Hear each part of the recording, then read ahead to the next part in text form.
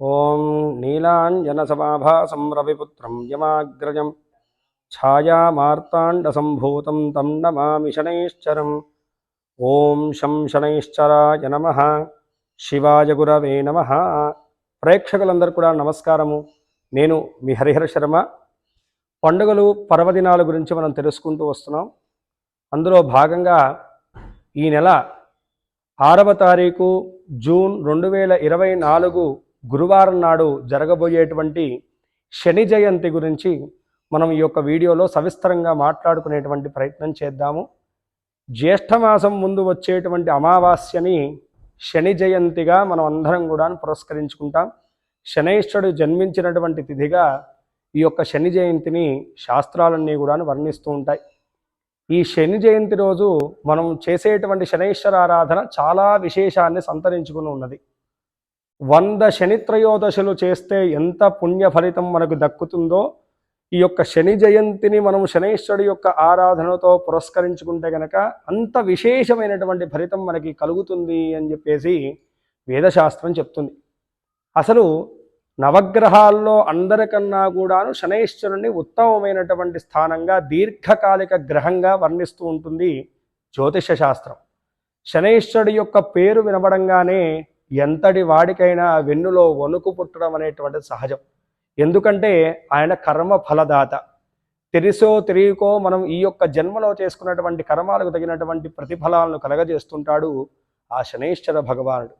అయితే దీంట్లో ఇంకొక ప్రత్యేకత ఏంటంటే కనుకను విశేషంగా రాశిరీత్యా ఏలినాటి శని దోషం కానీ, అష్టమ శని దోషం కానీ, అర్ధాష్టమ శని దోషం కానీ, శని మహర్దశ నడుస్తున్నటువంటి వారికి మరింత శని యొక్క ప్రభావం అనేటువంటిది అధికంగా ఉంటుంది. ఈ శని ప్రభావం ఉండడం వల్ల వృత్తిపరమైనటువంటి హాని, ధనపరమైనటువంటి ఇబ్బందులు, అలాగే రుణపరమైనటువంటి సమస్యలు, ఆరోగ్యపరమైనటువంటి ప్రతిబంధకములు, కుటుంబపరమైనటువంటి చికాకులు ఇవన్నీ కూడా వెంబడిస్తూ ఉంటాయి ఈ యొక్క శని పీరియడ్ అనేటువంటి సరిగ్గా లేకపోవడం వల్ల. అయితే ఇప్పుడు చూసుకుంటే కనుకను మనకి ఏనాటి శని దోషం ఉన్నటువంటి వారు మకర రాశి, కుంభరాశి, మీనరాశి వారు, అష్టమ శని ప్రభావం ఉన్నటువంటి వారు కర్కాటక రాశి వారు, అర్ధాష్టమ శని ప్రభావాన్ని చూస్తున్నటువంటి వారు వృశ్చిక రాశి వారు.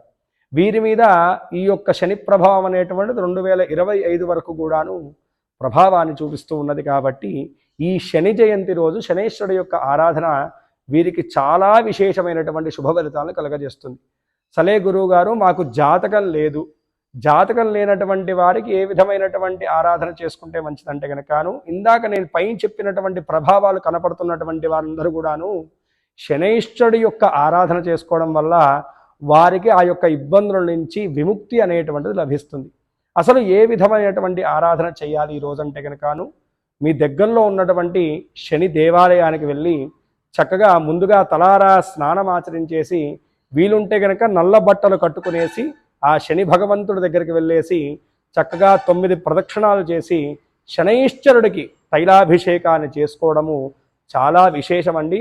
వీలుంటే కనుక ఈరోజు శని జపము, శని హోమము, నువ్వులు దానం చేయడం అనేటువంటిది కూడా విశేషమైనటువంటి పుణ్య ఫలితాన్ని కలగజేసి మీ మీద ఉన్నటువంటి శని ప్రభావాన్ని పూర్తిగా తగ్గించవేస్తుంది. శని యొక్క శుభ అనుగ్రహం అనేటువంటిది మీకు తప్పనిసరిగా లభిస్తుంది. అలాగే ఈరోజు జమ్మి చెట్టుకు కూడాను 19 ప్రదక్షిణాలు చేసి జమ్మి చెట్టు మొదల్లో కూడా నువ్వుల నూనె దీపారాధన వెలిగించడం వల్ల కూడాను కార్యసిద్ధి నెలకొని గ్రహదోషములు, గండదోషములు తొలగిపోతాయని చెప్పేసి శాస్త్రవాక్కు. మహత్తరమైనటువంటి యొక్క శని జయంతి రోజు ఈశ్వరుడి యొక్క ఆరాధన కూడా చాలా విశేషాన్ని సంతరించుకునుంది. ఈరోజు శివాలయ దర్శనం కానీ, శివాభిషేకం కానీ సకలములైనటువంటి అభీష్టములన్నీ కూడాను నెరవేరుస్తాయి అని చెప్పేసి శాస్త్రవాక్కు. కాబట్టి ఈ యొక్క మహత్తరమైనటువంటి శని జయంతిని ప్రతి వారు పురస్కరించుకోండి. అంటే శని దోషం ఉన్న వాళ్ళే చేసుకోవాలని ఎక్కడా కూడా చెప్పలేదు.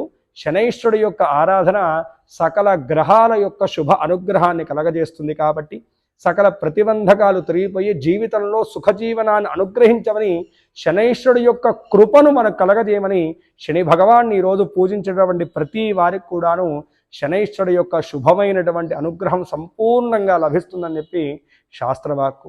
కావున ప్రతి ఒక్కరు కూడాను ఈరోజు శనైశ్వరుణ్ణి మీ యథాశక్తిగా ఆరాధించి శని ప్రతిబంధకములు, శని గ్రహదోషములన్నీ నుంచి కూడా విముక్తి పొంది శనైశ్వరుడు యొక్క పరిపూర్ణమైనటువంటి శుభానుగ్రహాన్ని పొందాలని చెప్పేసి మనస్ఫూర్తిగా భావిస్తూ స్వస్తి. సర్వే జనా సుఖినో భవంతు. లోకా సమస్తాః సుఖినో భవంతు.